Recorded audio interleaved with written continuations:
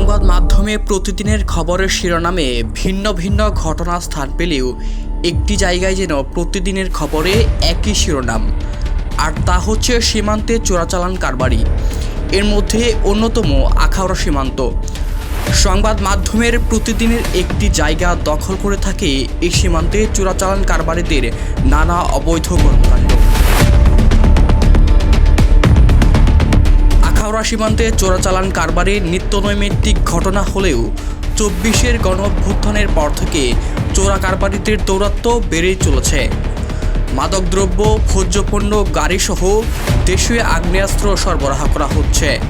ফলে আগামী জাতীয় সংসদ নির্বাচনে এর প্রভাব পড়তে পারে বলে মনে করছেন বিশেষজ্ঞরা।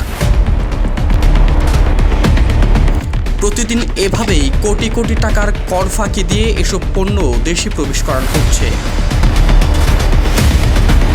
গত ৫ বছরের তথ্য অনুযায়ী বিজিবি ২০১৯ সালে ৮১,৯৭,৯১,হাজার টাকা মূল্যের চোরাচালান এবং মাদকদ্রব্য আটক করে।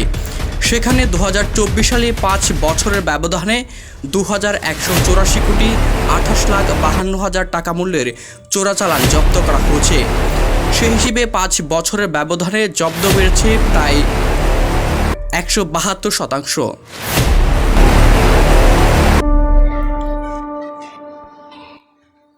চোরা কারবারির প্রতিরোধে প্রশাসনের তৎপরতা থাকলেও যেন কমছে না এদের দৌরাত্ম্য। এর মূল কারণ হিসেবে বিবেচনা করা হচ্ছে সীমান্তে ত্রুটিপূর্ণ কাঁটাতারের বেড়া, যার ফলে খুব সহজেই চোরাচালান আদান প্রদান করা হচ্ছে।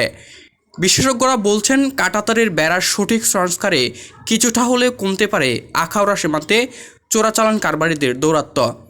জাহিদুল ইসলাম, দৈনিক সকাল।